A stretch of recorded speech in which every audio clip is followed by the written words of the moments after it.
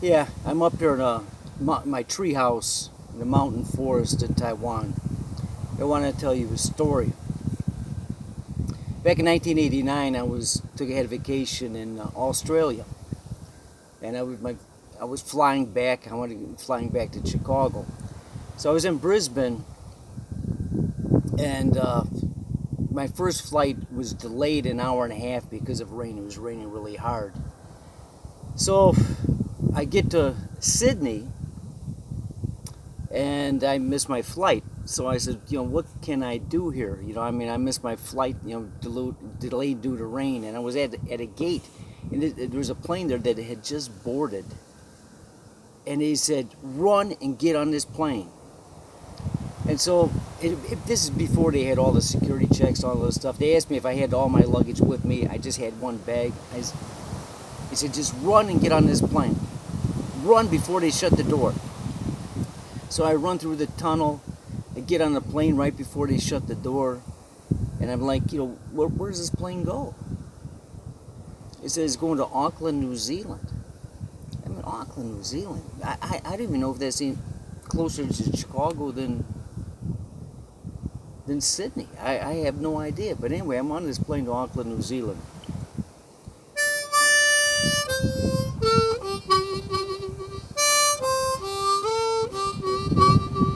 Yeah, I'm leaving on a jet airplane. I don't know what time I'm going to get home. So anyway, I get to Auckland, New Zealand, and I said, well, now what do I do? He said, there's a flight to Honolulu, Hawaii. Get on it. And just curiosity, funny thing, it was just raining in Auckland, New Zealand, too. I just bringing that up. Not that it's important, but anyway. I fly into Honolulu, Hawaii, and it's raining there, too. I mean, it's like the Rain Man's follow me wherever I go. So I'm in Honolulu, Hawaii, and now I said, now what do I do? They said, well, fly to Los Angeles.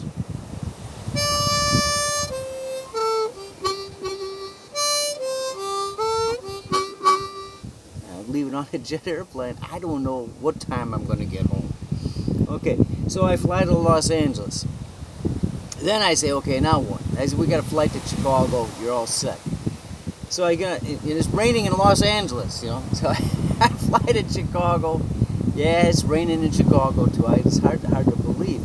So I'm in Chicago, but I'm still 45 miles away from where I live. So I take a airport shuttle bus to a hotel that's a couple of miles from my house. And I get there, and I realize that it's too far to walk. I'm gonna have to take a taxi, and I never take taxis. But I was just thinking, way back in the day, way back in 1972, I knew a taxi driver. His name was Honeysucker. And we were working for a construction company at the same time, and I remember he told me that during the winter time, when the construction companies shut down for the winter, that he drove a taxi. And this is 1989 in this winter. I just said, what would be the chances of finding a cab? What would be the chances if Honeysucker was driving it? And lo and behold, I walked out, there's one cab, and Honeysucker's driving it. Well, even though it's 17 years later, we remember each other, and we reminisced a little bit, and he asked me where I was going. I said, I'm going home. He said, I'll take you, And he asked me, he said, where are you coming from? And I said, Brisbane, Australia. And he said, what time did you leave? I looked at my watch. I couldn't believe what I see. Is time turning back for me? I mean, am I a Twilight Zone or what? It looks like it's the exact same time that I left. I mean, I couldn't understand that. But in retrospect, what happened is, I crossed the date line. I went through 16 time zones. I was on 5 jets, a bus, a taxi, and when I looked at my watch, it was the same time that I left. I said, yeah, I left on a jet plane. I didn't know what time I'll get back home. Now I know. the same time that I left. But I'm thinking, how am I going to tell that to Honeysucker? So, anyway, Honeysucker asked me, what time did you leave? I went on and told him. Just now, baby. Just now.